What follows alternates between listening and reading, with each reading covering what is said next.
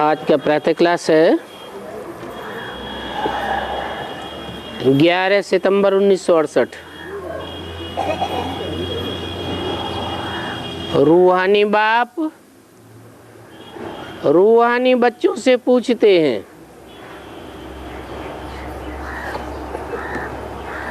पहले ही वाक्य में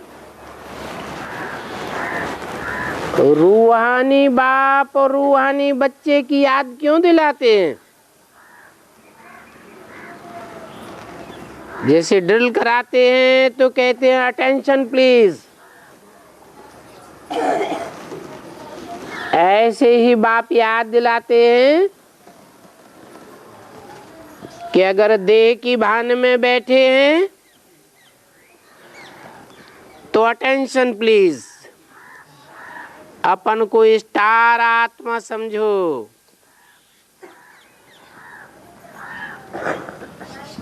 मैं आत्मा स्टार के रूप में बाप का बच्चा हूं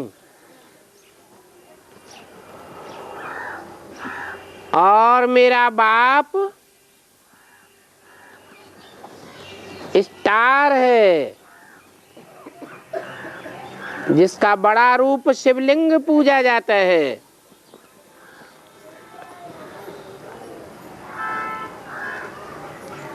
तो रूहानी बाप रूहानी बच्चों से पूछते हैं, सबसे तो नहीं पूछ सकते,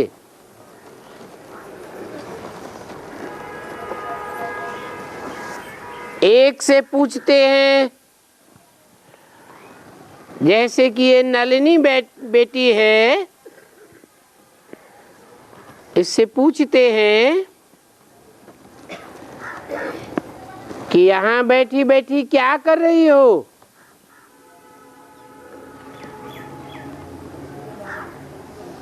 कहती याद में बैठी हूँ। किसकी याद में बैठी हो?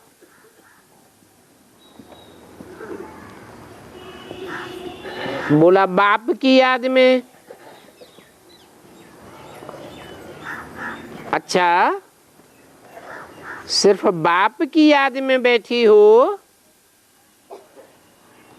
या और भी कुछ याद करती हो?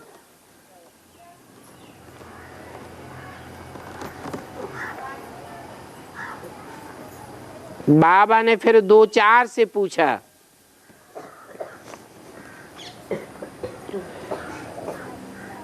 बोला याद से विकर्म तो विनाश होंगे,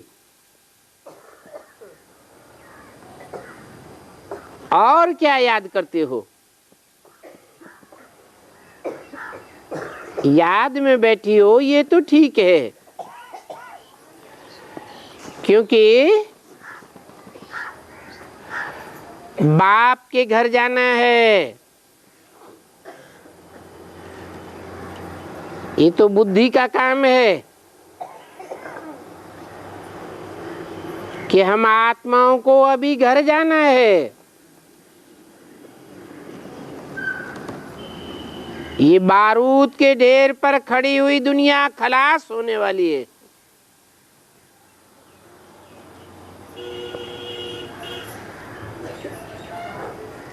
तो घर जाना है और फिर क्या करना है? क्या फिर वहां घर में जाकर के बैठ जाना है?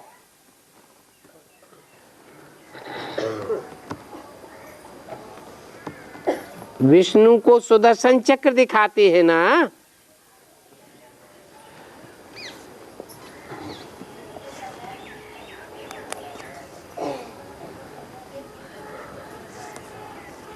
तो साबित होता है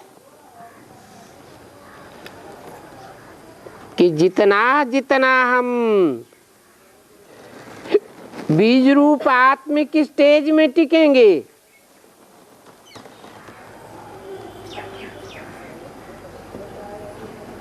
उतना हमारा सुदर्शन चक्र फिरता जाएगा। जैसे बीज विस्तार को पाकर के वृक्ष बन जाता है ना, ऐसे ही हम आत्मा जितना प्रैक्टिस करेंगी स्टार स्वरूप में टिकने की,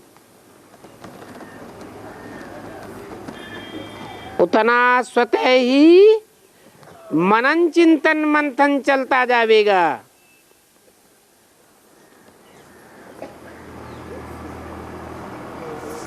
विष्णु को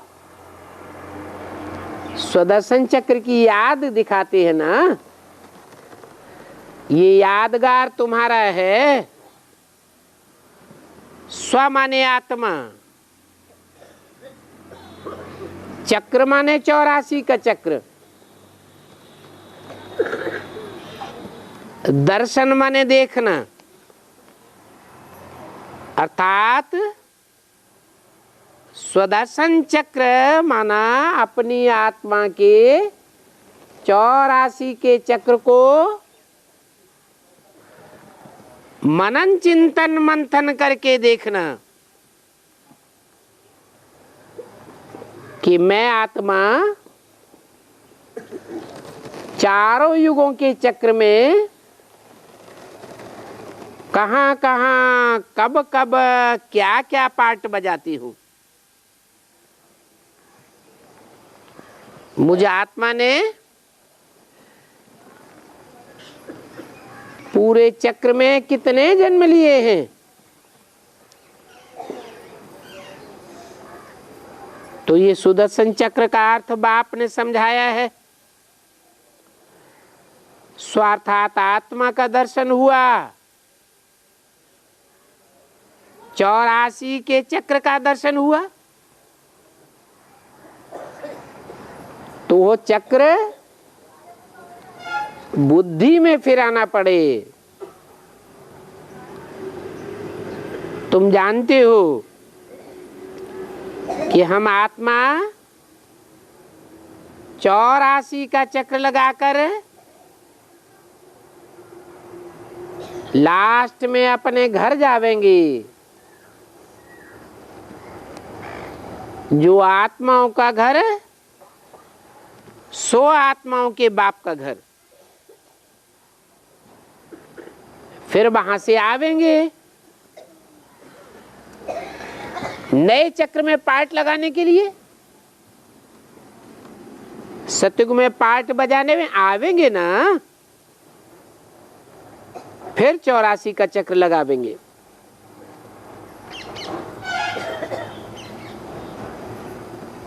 तो विष्णु को कोई 84 का चक्र होता नहीं है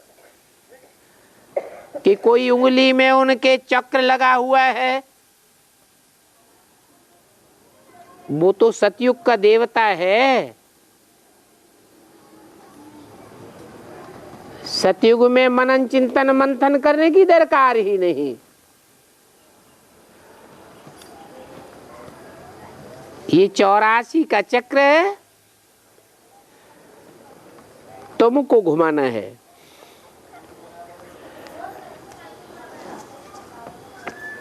विष्णुपुरी कहो, लक्ष्मी नारायण की पुरी कहो, अथवा उसे स्वर्ग कहो, विष्णु कहा ही जाता है जिस आत्मा में विषय विकार का नाम निशान न हो, नो विष्णु।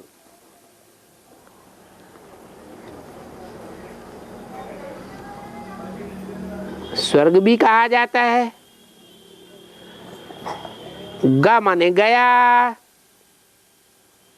स्व माने स्व स्थिति, आत्मिक स्थिति।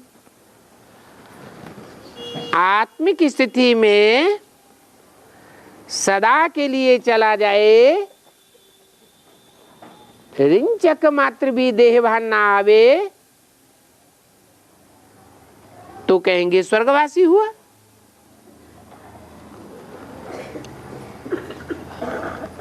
स्वर्ग में लक्ष्मी नारायण का राज्य होता है।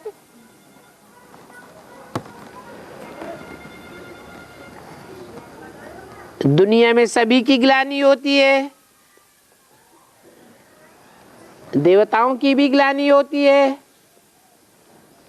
बड़े बड़े महात्माओं, पंडितों, आचार्यों, धर्मपिताओं की भी ग्लानि होती है। लेकिन स्वयं स्थिति में टिकने वाले लक्ष्मी नारायण की कोई ग्लानि नहीं होती है। भारत में तो घर घर में सत्यनारायण की कथा गाई जाती है।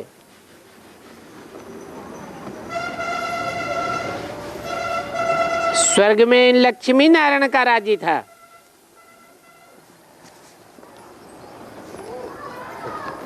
अगर कोई कहते हैं कि राधे कृष्ण का राज्य था,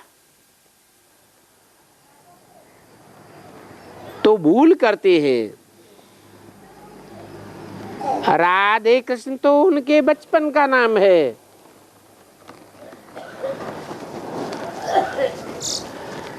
राधे कृष्ण का राज्य होता नहीं है।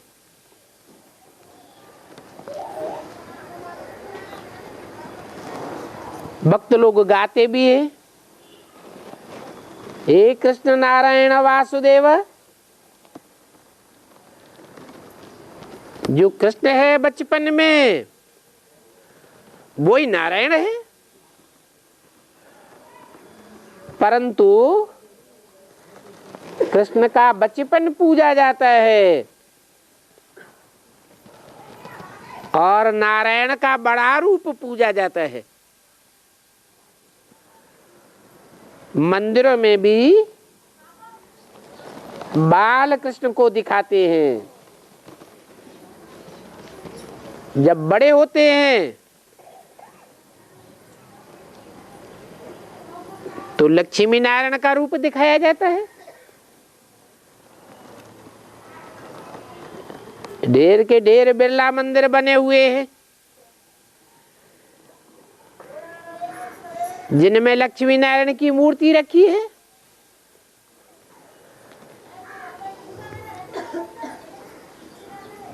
तो साबित होता है कि बचपन में राधा कृष्ण अलग अलग राजाई के थे।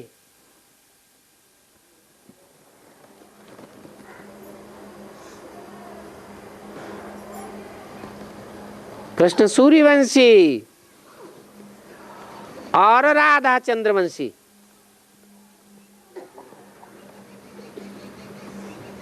दोनों ही प्रिंस प्रिंसेस थे।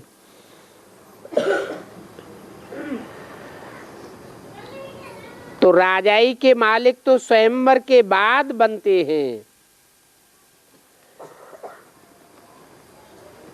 तो ये जो विष्णु को चक्र दिखाया जाता है, ये चक्र तुम्हारा यादगार है।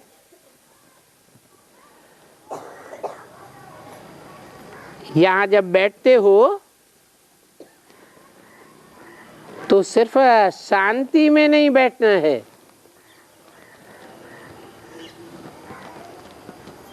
नील में नहीं चले जाना है, वर्षा भी याद करना है।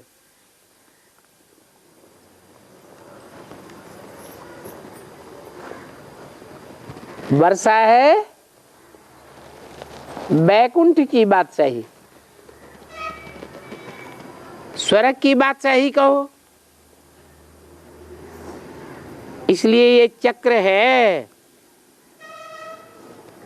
और तुम सबको सुदर्शन चक्रधारी बनना है। जितना जितना आत्मा स्टार की स्मृति में टिकेंगी, उतना उतना आत्मा स्वतः ही मनन चिंतन मंथन के विस्तार में जावेगी।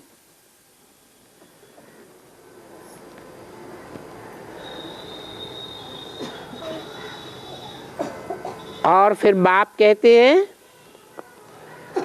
तुम लाइट हाउस भी हो। जैसे सर्कस होता है, उसमें लाइट चारों ओर फिरती रहती है। तो तुम भी चमकती हुई आत्मा स्टार ही नहीं हो, उस स्टार से निकलने वाली ज्ञान की रोशनी को तुम चारों ओर चारों दिशाओं में फेंकते हो। तुम बोलता चालता लाइट हाउस हो, चैतन्य लाइट हाउस। तुम्हारी एक आंख में है शांति धाम और दूसरी आंख में है सुख धाम।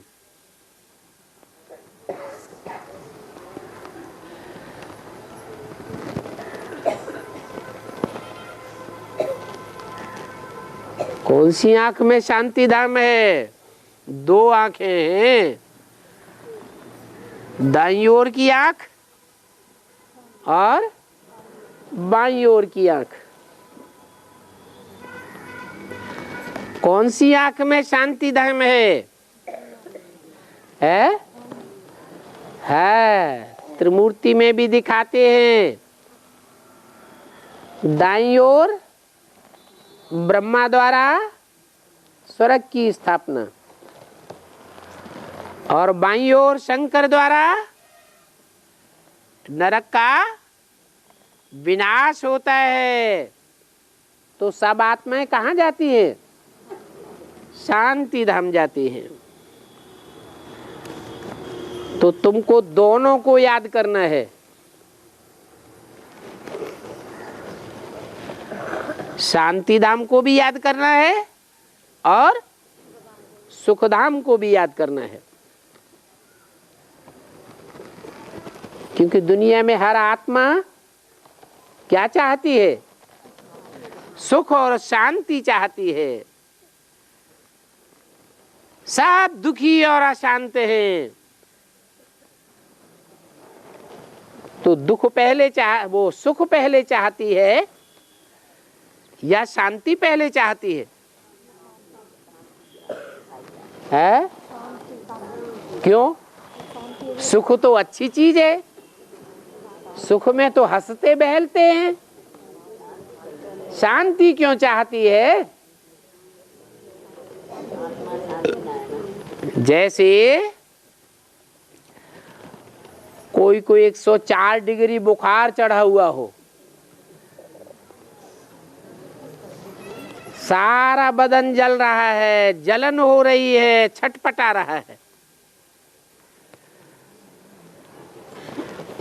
उसके सामने कोई रबड़ी मलाई रसगुल्ला ला के रख दे तो देखने की भी दिल होगी, खाना तो दूर रहा, देखने की भी दिल नहीं होगी। क्या चाहिए? बुखार उतर जाए, शरीर में शांति आ जाए। तो ऐसे ही ये सारी दुनिया विकारों की आग में जल रही है।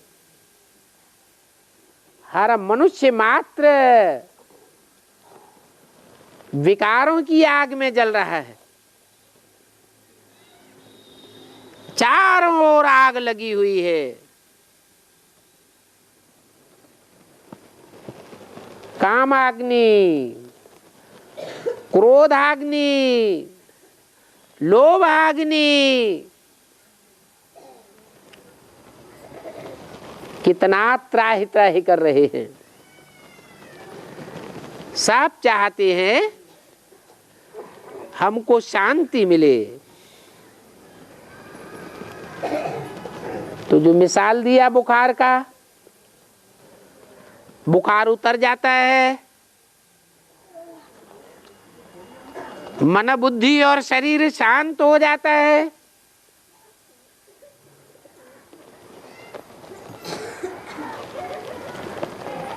फिर क्या 2, 4, 8, 10 दिन ऐसे ही पड़े रहेंगे शांत में? है? फिर काहे की भूख लगती है? अच्छा भोजन मिले। पतली पतली मूंग की दाल रोज देते रहे तो रास नहीं आवेगा। अच्छा अच्छा भोजन चाहिए। तो पहले आत्मा चाहती है शांति, फिर चाहती है सुख। तो बाप आकर के हमको दोनों प्रकार का वर्षा देते हैं। शांति का वर्षा भी देते हैं और सतयुग रूपी सुख का वर्षा भी देते हैं। तो दोनों को याद करना पड़ता है। ये भी जानते हो कि याद से तो हमारे जन्म जन्मांतर के पाप कटते हैं।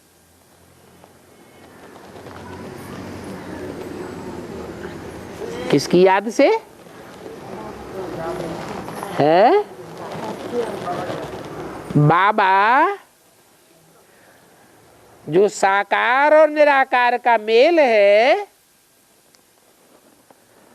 उसको याद करने से हमारे जन्म जन्मांतर के पाप कट जाते हैं। क्योंकि एक बाबा ही है जिसे हम कहते हैं शिव बाबा, जो इस सृष्टि पर आता है तो सदैव निराकारी स्टेज में रहता है।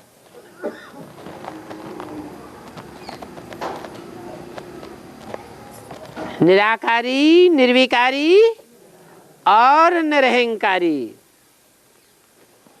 तो पाप होने का सवाल ही नहीं।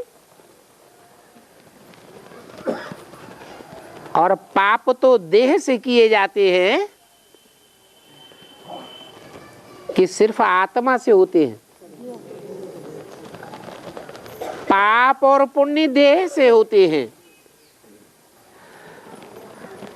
तो बाप तो कभी देह धारण करता ही नहीं। वो देह धारण करे तो देहधारी हो जाए। बाकी हम सब बच्चे देह को धारण करते हैं। अपनी अपनी देह को भी पूर्व जन्मों के संस्कारों के अनुसार धारण करते हैं।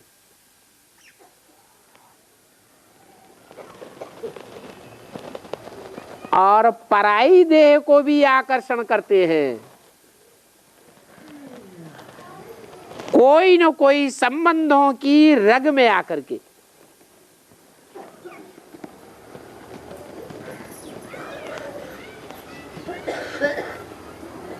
विकारों से वशीभूत होकर के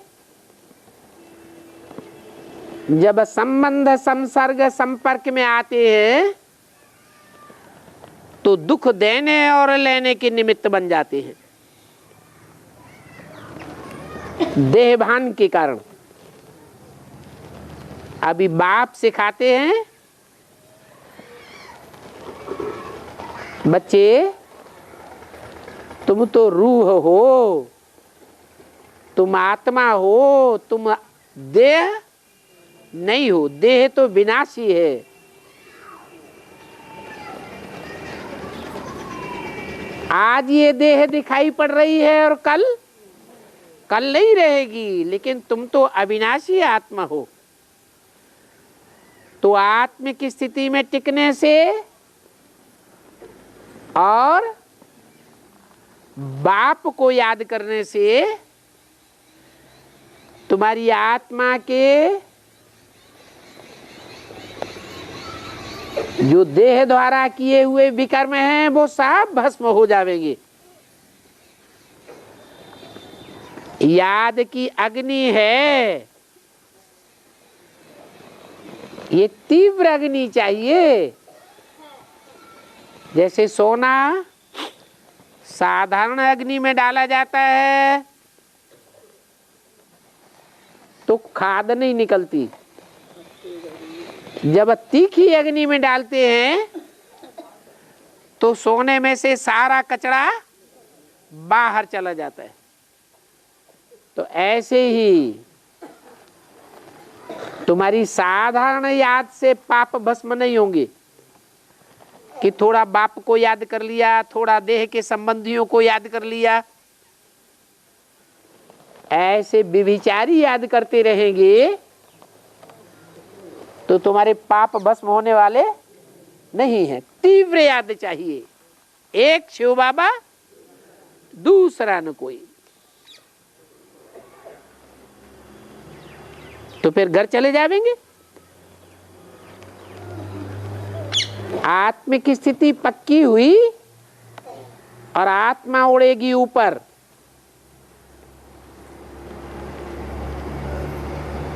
परंतु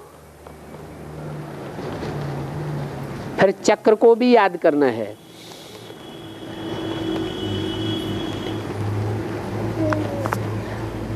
ये सारे 84 के चक्र का नॉलेज तुमको ही है,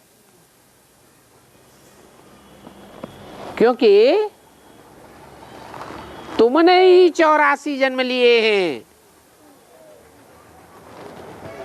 और आत्माओं ने 84 जन्म नहीं लिए। और आत्मा माने कौन? और कौन? तुमने कौन? जो सन्मुख मेरे बैठ करके बाप की नॉलेज सुनते हैं, अंदर से भी सन्मुख और बाहर से भी सन्मुख। नहीं तो ऐसे बहुत है कि देखने में तो सन्मुख आकर बैठ जाते हैं, लेकिन अंदर से विपरीत संकल्प चलते रहते हैं। बाप समान संकल्प नहीं चलते, मन मना भव होकर नहीं बैठते। देहभान के कारण, अहंकार के कारण तन तना भव बनते रहते हैं, तन तनाते रहते हैं अंदर अंदर। तो ये कोई सन्मुख होना थोड़े ही हुआ। तो जो बच्चे मेरे सन्मुख होकर बैठते हैं वो ही बच्चे 84 जन्म लेते हैं। बाकी और धर्मों में कन्वर्ट हो जाएंगे।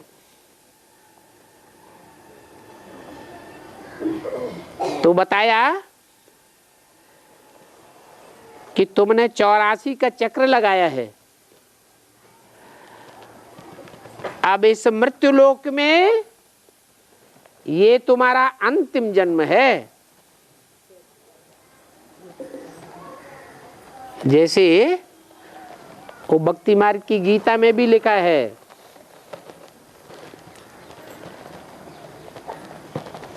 मैं उस धाम का रहने वाला हूं जहां जाकर के आत्माएं फिर वापस इस मृत्युलोक में नहीं आती। यद् गत्वा न निवर्तन्ते तद्धाम परमं मम।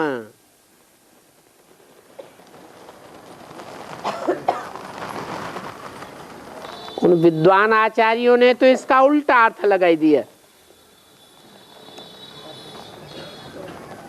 कि आत्माएं परम धाम जाकर के फिर वापस कभी इस दुनिया में आती ही नहीं। परंतु बाप कहते हैं ऐसे नहीं है कि आत्माएं फिर कभी वापस आती ही नहीं, सदाकाल के लिए मुक्त हो जाती हो। नहीं, अगर ऐसे आत्माएं सदाकाल के लिए मुक्त होती रहे तो फिर ये सृष्टि तो क्या होगा? खलास हो जाएगी। ये सृष्टि तो अनादिकाल से चली आई है और अनादिकाल तक चलती रहेगी। अगर आत्मा की सदा काल के लिए मुक्ति हो जाए फिर तो आत्मा जैसे विनाशी हो गई, आत्मा का कोई अस्तित्व ही नहीं रहा। वास्तव में सदा काल के लिए आत्मा परम धाम में जाकर नहीं बैठ जाती, पुनः लौट करके आती तो है, परंतु इस पुराने तमो प्रधान मृत्युलोक में नहीं आती है। कहाँ आती है? नई सतयुगी दुनिया में आती है। ये सिर्फ तुम बच्चों की ही बात नहीं है जो 84 जन्म लेते हो, 84 का चक्र लगाते हो, उन विधर्मियों की भी बात है, दूसरे धर्म में कन्वर्ट होने वाली आत्माओं की भी यही बात है कि वो भी परम धाम जाती तो हैं, परंतु इस दुखदायी तमो प्रधान दुनिया में लौटकर नहीं आती है। पहला जन्म हर आत्मा का सुख में होगा, दुख में नहीं हो सकता। माना एक जन्म की जीवन मुक्ति कम से कम हर आत्मा को रूहानी बाप से जरूर मिलती है। बाकी नई दुनिया को कहा जाता है अमरलोक। जो नई दुनिया बाप ही आकर के स्थापन करते हैं, और धर्म वाले धर्म पिताएं इस षष्ठी रूपी मकान में आते तो हैं, अपना अपना धर्म स्थापन तो करते हैं, परंतु नई दुनिया नहीं बनाते।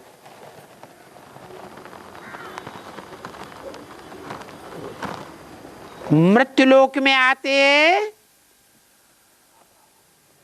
और जन्म मृत्यु की दर बढ़ती ही जाती है। ये तो एक बाप ही है आत्माओं का, सर्व आत्माओं का पिता है कि जब आते हैं तो नई दुनिया अमर लोक बनाकर जाते हैं।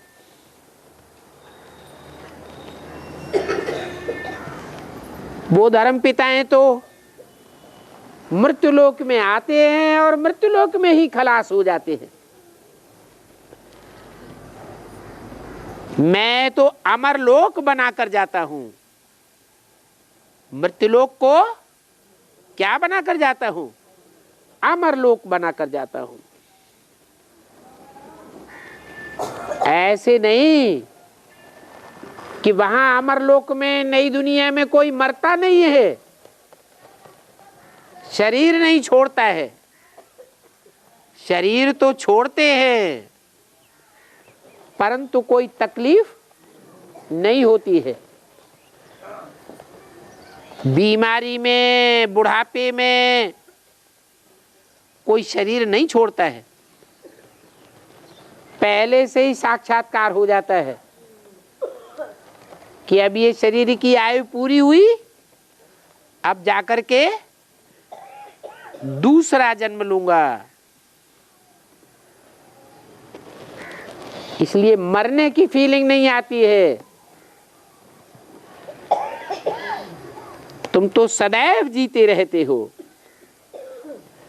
तुम्हारी आत्मा 21 जन्म तक जागृत रहेगी। जागती ज्योति रहेगी या बुझ जाएगी? जागती ज्योति रहेगी, इसलिए तुम अमरलोक के वासी बनते हो। और धर्म वाले अमरलोक में नहीं आते हैं, तो वहां तुम कब मरते नहीं हो। यहां तो देखो अचानक बैठे बैठे मृत्यु हो जाती है।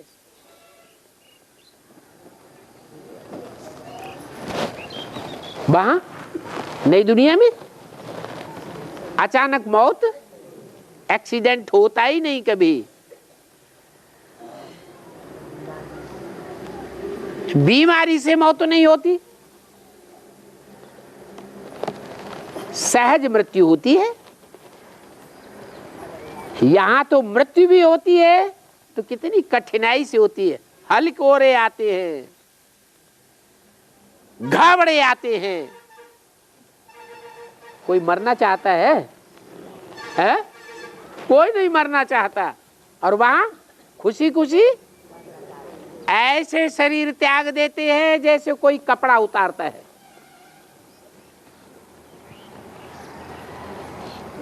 तो यहां देखो कितनी बीमारियां आदि होती हैं। वहां तो मरने का कोई डर नहीं, क्योंकि अमर लोक है। तुम बूढ़े होते हो तो भी ज्ञान रहता है। हम जाकर के नए गर्भ महल में प्रवेश करूंगा। वहां गर्भ में भी आत्मा त्राहि त्राहि नहीं करती, और यहां तो गर्भ जेल होती है। इस दुनिया में, नरक की दुनिया में आत्मा गर्भ जेल में त्राहि त्राहि करती है, बाहर निकालो।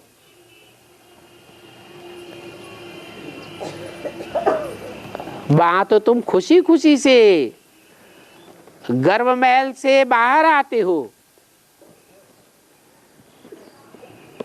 अभी देखो सब गर्भ जेल में जाते रहते हैं। वहां तो गर्भ महल होता है। क्यों? क्योंकि वहां कोई पाप तो करते ही नहीं है। क्यों नहीं पाप करते हैं? क्योंकि वहां देहभान होता ही नहीं। देहभान से विकार आते हैं, विकारी बनने से फिर पाप करते हैं। वहां देहभान ही नहीं तो कोई पाप भी नहीं होता। जो सजा भोगनी पड़े गर्भ जेल में, यहां तो बहुत पाप करते हैं, जिस कारण घड़ी घड़ी मृत्यु होती रहती है। कम आयु में ही मृत्यु हो जाती है, और फिर गर्भ जेल में जाते रहते हैं। सजाएं भोग करके बाहर निकलते हैं। रोते रोते जन्म होता है। माता को भी परेशानी और बच्चे को भी परेशानी। नई दुनिया में तो न माता को और न जन्म लेने वाले बच्चे को कोई दुख होगा। यहाँ तो इतने पाप करते हैं, घड़ी घड़ी गर्भ जेल में जाते रहते हैं और बाहर निकलते हैं, बड़े होते हैं, फिर पाप करने लग पड़ते हैं। ये है ही पापात्माओं की दुनिया। क्या? ये रावण राज्य है। किसका राज्य? रावयते लोकान, जो लोगों को रुलाता है, ऐसे रावण का राज्य है। कोई बात कह के रुला देंगे, कर्मेंद्रियों से कोई कर्म करके रुला देंगे।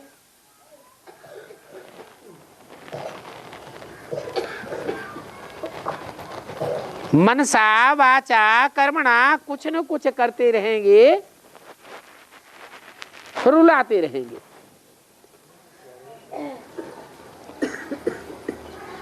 फिर गर्भ में भी सजा भोगते। और बाहर निकलते हैं तो भी जेल में जाते रहते हैं, डबल जेल हो जाती है।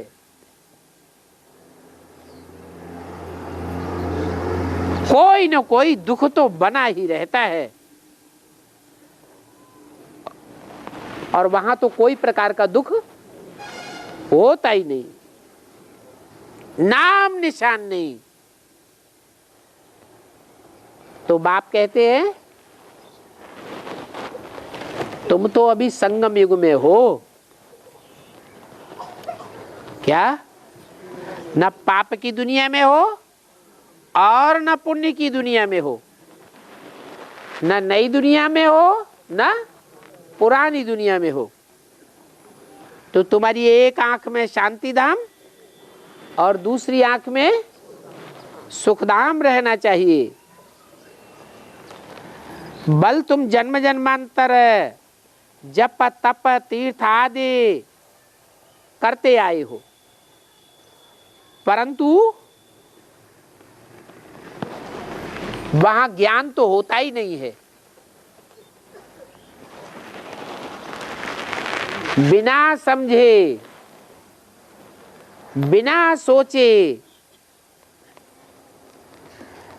ऐसे ही करते आए, अंधश्रद्धा पूर्वक, अंधविश्वास पूर्वक करते आए। इसलिए वो है ही भक्ति मार्ग। बिना विचारे जो करे सो पाछे पछताए। तो भक्ति मार्ग में जो भी कर्म कांड करते हैं, क्या सोच विचार के करते हैं? है? पिंड दान करने जाते हैं, कोई मर जाता है पिंड दान करने जाते हैं, क्या सोचते हैं कि पिंड दान करने से स्वर्ग में चला जाएगा? और फिर क्या सिंधु ही पिंड दान कर रहे हैं? इतने दुनिया में मुसलमान हैं, क्रिश्चियन हैं, पारसी हैं, वो तो पिंडदान नहीं करते।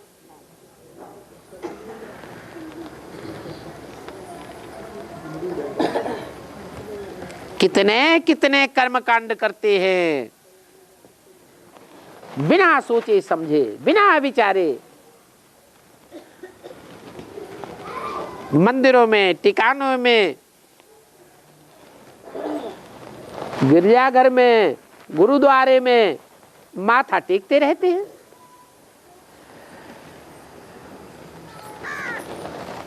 भक्ति मार्ग है ना। ये भक्ति किससे आती है? कौन सिखाता है भक्ति? है? रावण एक सिर वाला सिखाता है या अनेक सिर वाले रावण हैं? सिखाने वाले एक नहीं है, अनेक प्रकार के गुरु हैं।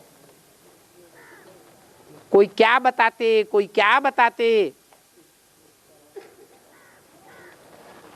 अनेक मार्ग हो जाते हैं।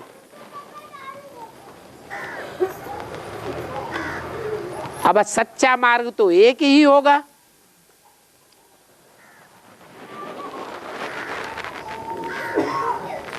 तो दुनिया में जो बताने वाले हैं वो सब सत्य है क्या? जो बताने वाले हैं वो कोई पाप कर्म कर नहीं करते क्या? सब पाप कर्म करते हैं। तो पापी दूसरों को पाप करना ही सिखावेंगे या पुण्य कर्म करना सिखावेंगे? पाप ही बढ़ाते रहते हैं। इस दुनिया में कहते हैं भक्ति मार्ग में कि हम सत्संग करने जाते हैं, लेकिन सत्य है कौन? कोई छाती ठोक के कहेगा कि हम जो भी वाचा बोलते हैं, जो भी वाचा बोली है, जो भी वाचा बोलेंगे वो सत्य ही बोलते हैं, कहेगा? कोई ऐसा है जो कहे कि कर्मेंद्रियों से जो भी हम कर्म करते हैं वो हमारा किया हुआ कर्म सत्य है, कोई को दुख देने वाला नहीं है। कहेगा कोई? कोई नहीं कह सकता। तो इस दुनिया में कोई सत्य नहीं है, ये है ही झूठ की दुनिया।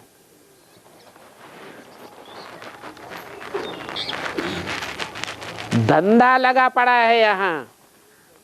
क्या कोई धंधा ऐसा नहीं है जिस धंधे को सच्चाई से करके कोई करोड़पति बना हो।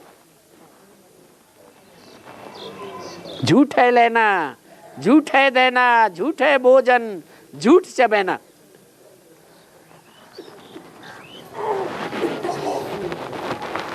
सारे ही तो झूठ है, सारे ही व्यभिचारी है। कोई की इंद्रियों में सत्य नहीं है। तो फिर सत्य कहां से आवे? झूठ की दुनिया में झूठ ही झूठ।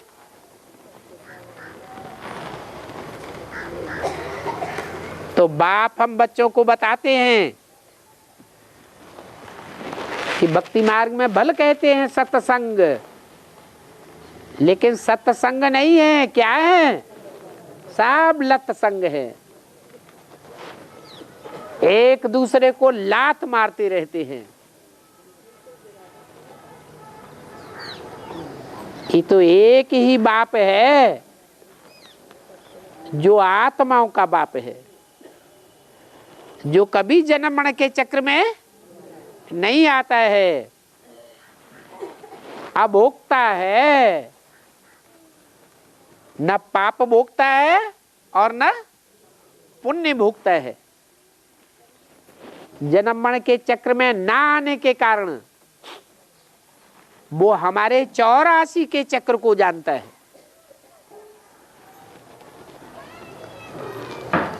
और कोई नहीं जानता। सब अपने पूर्व जन्मों की बात को भूल जाते हैं। कोई को याद रहता है? अच्छा, याद भी रहे तो 1, 2, 4 जन्मों को बतावेंगे। पूरे 84 के चक्र को तो कोई बता न सके। तो वो एक ही सत्य है जो हमको आकर के सच्चखंड का रास्ता बताते हैं और झूठ खंड से निकालते हैं। बताते हैं कि इस भक्ति मार्ग से तुमको कोई मुक्ति नहीं मिलती। भक्ति मार्ग से तुम इस दुनिया से छुटकारा नहीं पाते हो।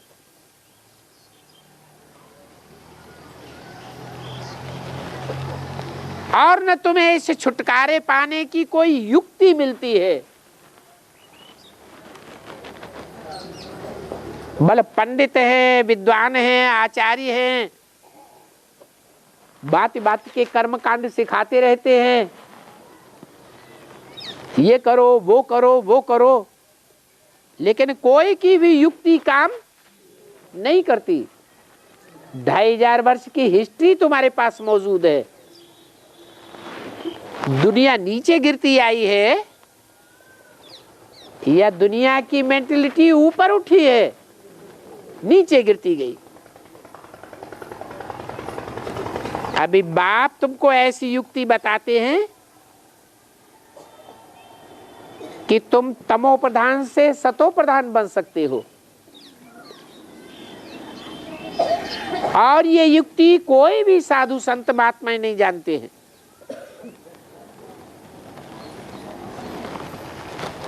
सुना है कृष्ण भगवान वाच क्या कहते हैं? देह सहित देह के सभी धर्म छोड़ माम एकम याद करो। अरे कृष्ण को देह नहीं थी क्या? है? नहीं थी। देह थी। तो जिसको खुद ही देह है, विदेही तो नहीं है, खुद ही देह धारण करता है, देह में बुद्धि धरी हुई है, निराकारी निर्विकारी निरहंकारी नहीं है, वो सदा शिव होगा। शिव माने कल्याणकारी, वो सदैव कल्याणकारी हो सकता है? नहीं हो सकता। फिर दिखाते भी हैं। कृष्ण भगवान ने कौरवों का कल्याण किया। किसका किया? पांडवों का कल्याण किया और कौरवों का विनाश हो गया। तो सबका भगवान सबका कल्याणकारी है, या कोई का कल्याणकारी कोई का कल्याणकारी? सबका कल्याणकारी है।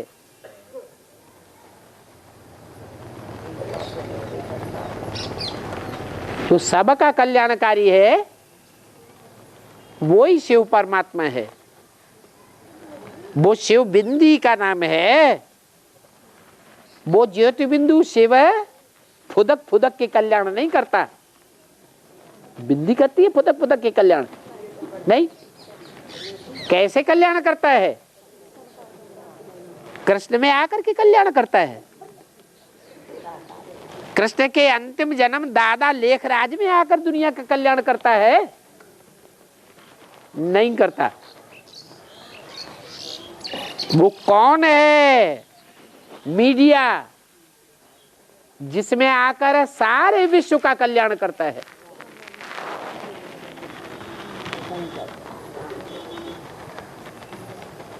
वो मीडिया है जिसका नाम शिव के साथ जोड़ा जाता है। 33 करोड़ देवताओं में से एक देवता भी ऐसा नहीं है जिसका नाम शिव के साथ जोड़ा जाए। दुनिया के बड़े बड़े विद्वान, पंडित, आचार्य, महात्माएं, धर्मात्माएं, धर्म पिताएं, एक भी ऐसा नहीं है जिसका नाम शिव के साथ जोड़ा जाए। वो एक ही है जिसे कहते हैं देवदेव महादेव। देवताओं में बड़े से बड़ा देवता,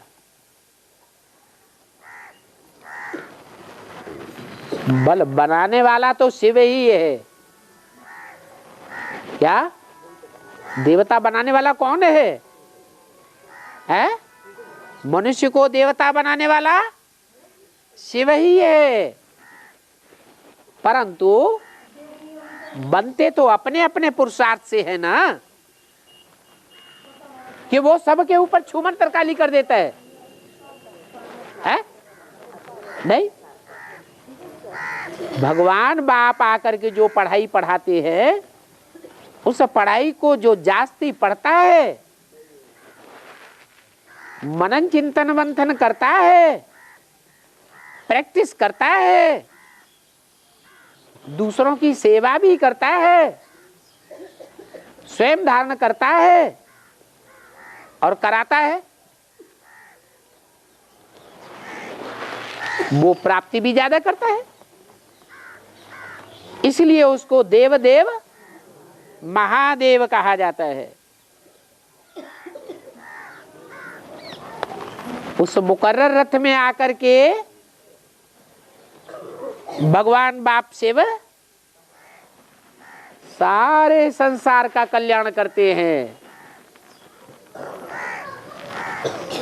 पांडव हो, यादव हो, कौरव हो, सूर्यवंशी हो, चंद्रवंशी हो, इस्लामी हो, बौद्धि हो, क्रिश्चियन हो, नास्तिक हो, 500-700 करोड़ जो भी मनुष्य आत्माएं हैं सब तृप्त हो जाती है, कोई भी अतृप्त नहीं रहती। सबको अपना अपना पार्ट प्यारा लगता है। सबको मुक्ति मिलती है और सबको जीवन मुक्ति मिलती है।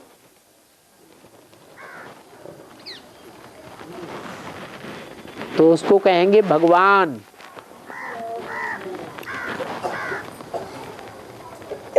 पार्शियलिटी करने वाले को भगवान नहीं कहा जा सकता।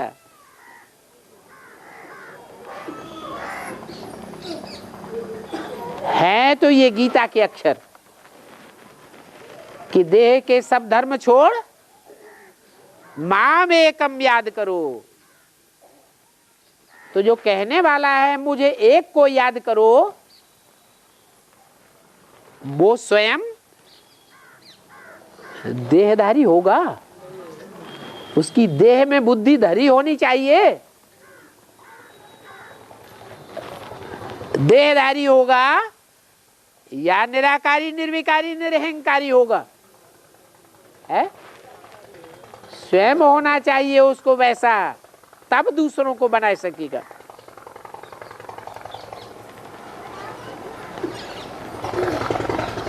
ये अक्षर गीता के हैं।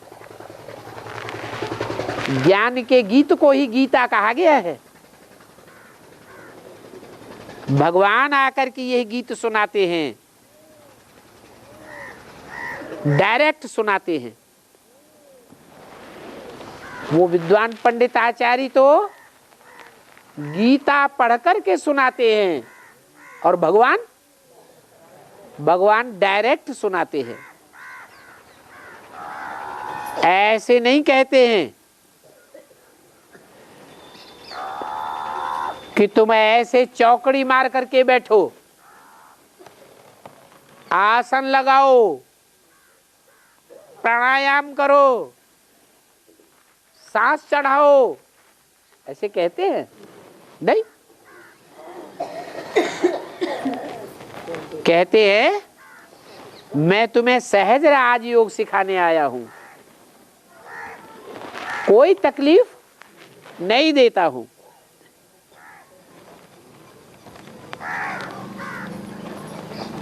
सिर्फ पढ़ाते हैं।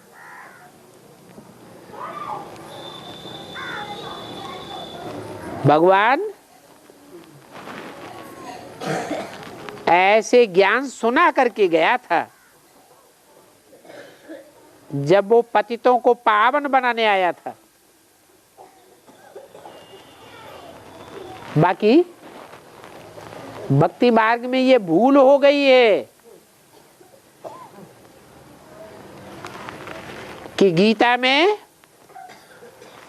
परम पिता परमात्मा शिव के बदली कृष्ण का नाम देहधारी का डाल दिया है। अब कृष्ण की आत्मा तो अंतिम जन्म में भी देह के बंधन से मुक्त हो पाती है क्या? है?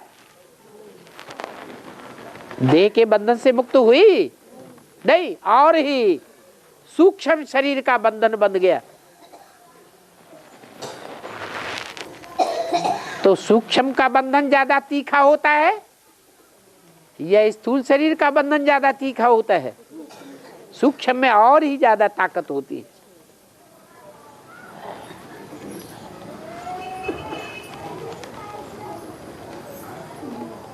तो मैं बाप के रूप में जब आता हूं तो कृष्ण का रथ नहीं लेता, मैं तो मुकर्रर रथ में आता हूं। मुकर्रर किसे कहते हैं और टेम्परेरी किसे कहते हैं? है? जो आदि में भी हो, मध्य में भी हो और अंत में भी रहे, उसको कहते हैं मुकर्रर। और जो आदि में हो और मध्य में चला जाए तो वो हुआ टेम्परेरी।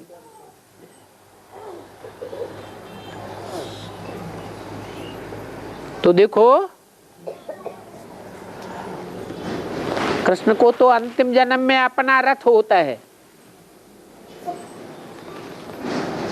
और मेरे को तो अपना रथ नहीं होता है।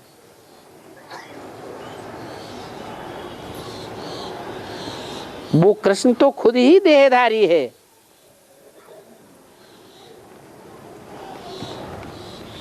देह में बुद्धि धरी हुई है तो देह का एक अंग है हार्ट। हार्ट फेल होता है। मैं जो योग सिखलाता हूं उसमें कब कोई का हार्ट फेल नहीं हो सकता। दुनिया लौटपौट हो जाए लेकिन हार्ट फेल नहीं हो सकता। तुम बच्चे आगे चल करके देखेंगे कि जो बड़े बड़े मल्टी मिलियनायर हैं, बड़ी बड़ी जिनकी मिले हैं, मल्टी स्टोरी बिल्डिंग्स बनाए बैठे हैं, बड़े बड़े अरबपति खरबपति हैं, ढेर के ढेर विमान हैं। जब विनाश होगा तो कैसे हार्ट फेल होकर के मरते हैं। उनकी सारी प्लानिंग धरी रह जाएगी और अचानक मर पड़ेंगे।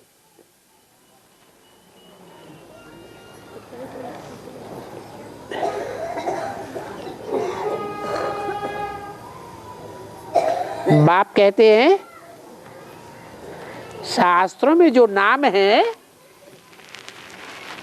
वो तो काम के आधार पर रखे गए हैं ना। जैसा जैसा काम किया वैसे वैसे नाम धरे गए। उन्होंने भगवान का नाम रख दिया है कृष्ण। गीता का भगवान कृष्ण। कृष्ण का अर्थ क्या होता है? कृष्ण आकर्षण करना, खींचना। तो यज्ञ के आदि में 300-400 जो भाग करके आए वो क्या दादा लेखराज ने खींचा है? अच्छा चलो, भक्ति मार्ग के शास्त्रों में 300-400 का गायन नहीं है। कितनों को भगाने का गायन है? 16,000 को भगाने का गायन है। तो वो तो 300-400 के बाद ही शरीर छोड़ गए। 16,000 कहां खींचे? 16,000 गोप गोपियां जिन्हें दुनिया वाले अपनी तरफ खींचते रहे और भगवान ने अपनी तरफ खींच लिया। जोर जबरदस्ती करके तो नहीं खींच लिया है? जैसे दुनिया में हाथ पकड़ के ठठेर ले जाते हैं, ऐसा तो कुछ नहीं किया। कोई को किडनैप तो नहीं किया।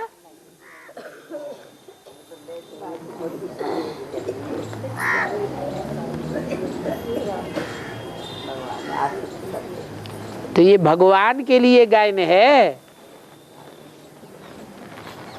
इसलिए मुरली में बोला है कि यज्ञ के आदि में भी जो 300-400 भागे वो कृष्ण की या दादा लेखराज ब्रह्मा की कहानी नहीं है, वो है प्रजापिता ब्रह्मा की कहानी।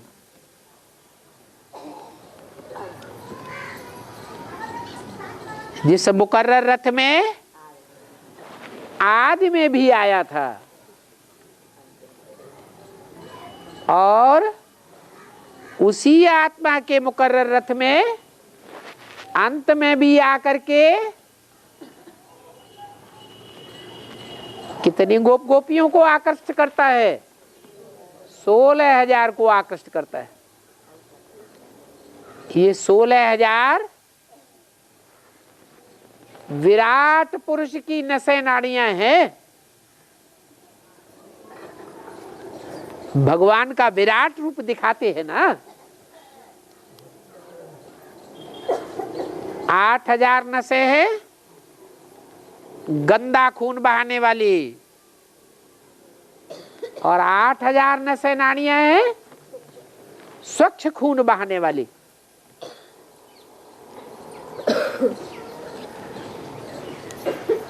दोनों प्रकार की नसें नाड़ियां जो संकल्पों का खून बहाने वाली है, वो कौन से केंद्र बिंदु में इकट्ठी होती है? शरीर में कोई अंग है जहां 16,000 नसों नाड़ियों का केंद्र बिंदु है? नाभि।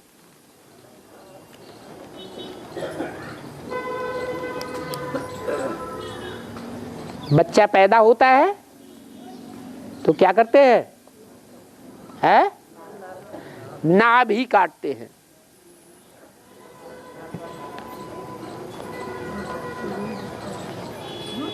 जो 16,000 नसें नाड़ियों का पुराना बंधन है वो कट हो जाता है।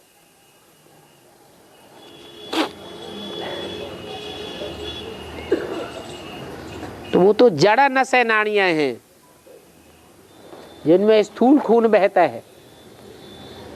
ये हैं आत्मा रूपी चैतन्य नसें नाड़ियां जो विराट पुरुष की नसें नाड़ियां हैं।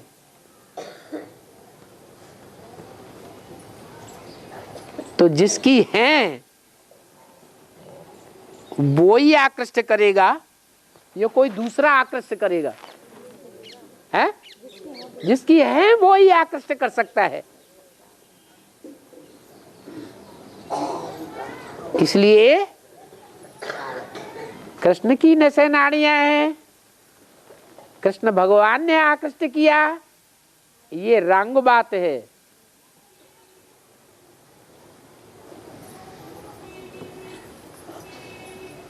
विष्णु के चित्र में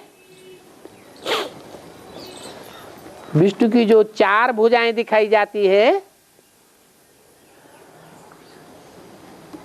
उनमें कृष्ण वाली आत्मा तो मात्र एक सहयोगी भुजा है।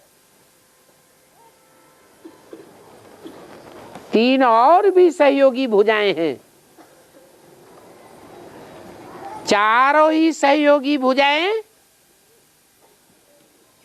4 आत्माएं हैं। वो चारों ही जड़त्वमयी बुद्धि वाली है।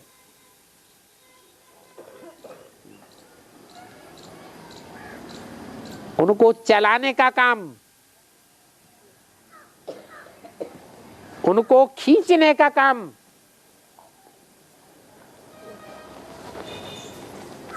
कौन करता है? भुजाओं को चलाने वाला कौन?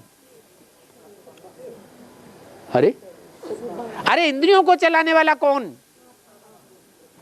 आत्मा। तो जो 4 भुजाएं दिखाई गई है वो तो कृष्ण और कृष्ण की सहयोगिनी राधा, राइट हैंड्स, और विष्णु के 2 लेफ्ट हैंड। एक है ऊपर की भुजा शंख, शंखनाद करती है,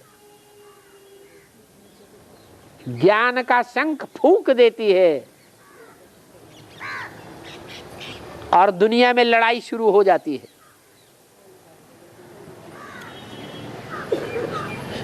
दूसरी लेफ्ट हैंड की नीचे की भुजा है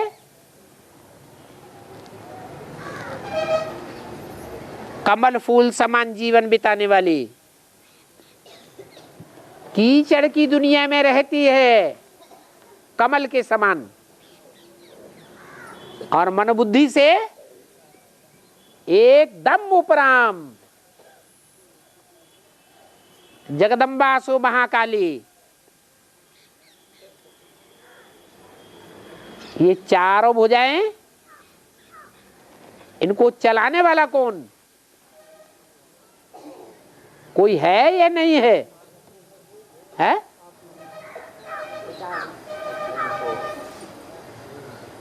विष्णु जो पार्टधारी कहा जाता है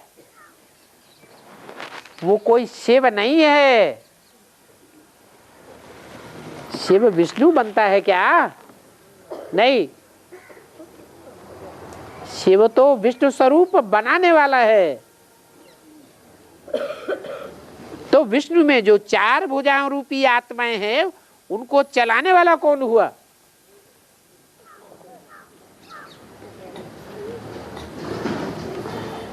वही राम वाली आत्मा जो शंकर के तीसरे नेत्र के रूप में बुद्धि की यादगार है।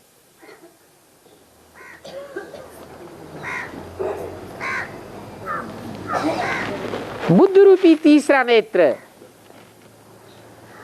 वो चारों ही भुजाओं को चलाने वाला है।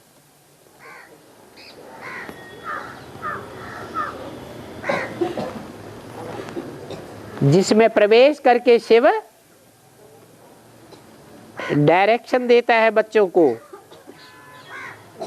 अपन को आत्मा समझ, मुझ बाप को याद करो, माम एकम याद करो, कोई दूजम याद न करो।